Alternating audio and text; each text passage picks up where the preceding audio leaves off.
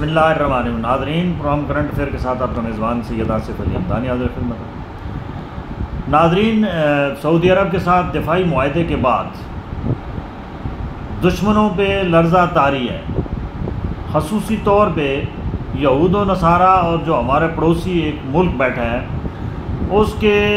اندر جو ہے وہ صف ماتم بچھی ہوئی ہے. اور اس خطے کے اندر پہلی دفعہ ایک نیا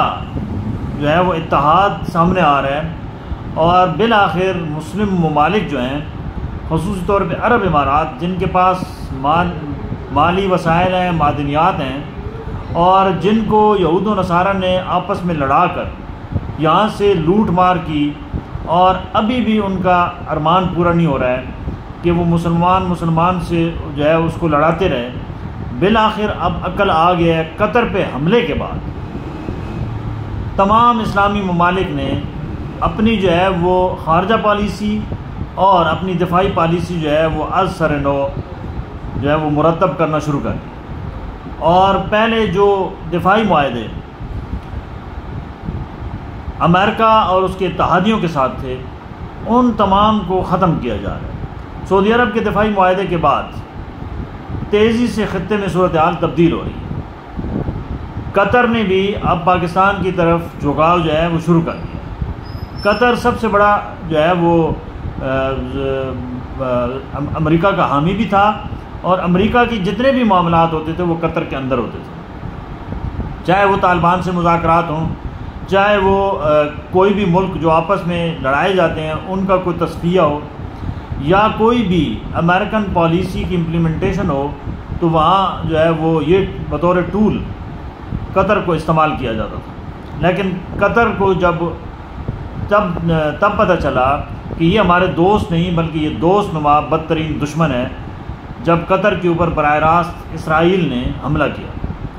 اس کے بعد صورتحال یکسر جو ہے وہ تبدیل ہو چکی ہے، اور ابھی نئے جو دو دفاعی معاہدے ہیں وہ ہونے والے ہیں. ایک آپ کا UAE کے ساتھ اگلے ویک میں ہو جائے گا، اور دوسرا آپ کا قطر کے ساتھ. اگر یہ تین معاہدے آپ کے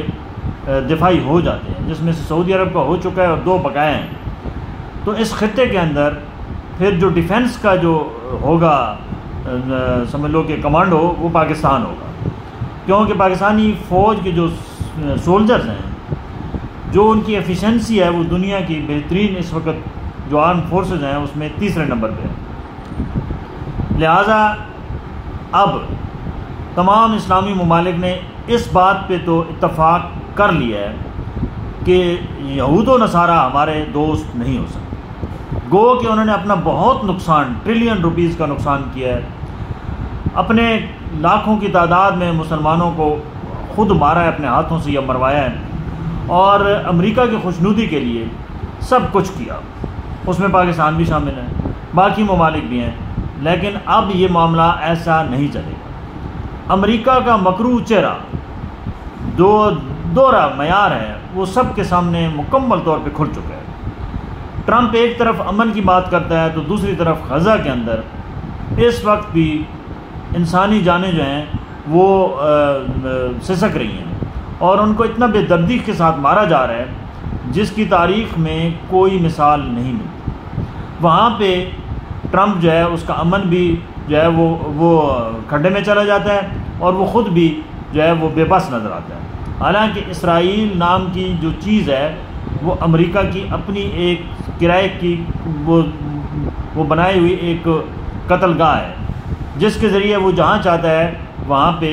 وہ آگ لگواتا ہے، جہاں چاہتا ہے اسرائیل سے حملے کرواتا ہے، اور اس کے ٹارگٹ صرف اور صرف اسلامی ملک ہیں. اس وقت اگر تمام یہ ممالک ہوش کے ناخن لیتے ہیں،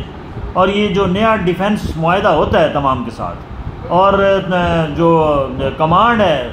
سیکیورٹی کی وہ پاکستان کو ملتی ہے، تو ایک بات ضرور یاد رکھیں کہ ہمارے جو اس وقت سپہ سالار ہیں، حافظ عاصم منیر، یہ سب کچھ کرنے کو تیار ہیں، اور یہ ایک پیور قسم کے سولجر ہیں. اور ایک بات یاد رکھنا ہے کہ یہ ایک نئی تاریخ رقم کرنے جا رہے ہیں،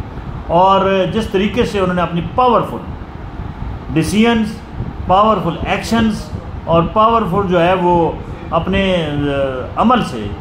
یہ جو منوایا ہے پوری دنیا کو کہ دنیا کی سب سے بڑی جو اس وقت طاقت ہے ایٹمی اسلامی ملکوں میں وہ پاکستان ہے، اور ایران کے بعد اگر کوئی دشمن کی آنکھ میں آنکھ ملا کے بات کر سکتا ہے یا دشمن کے وار کا مقابلہ کر سکتا ہے اور اس کو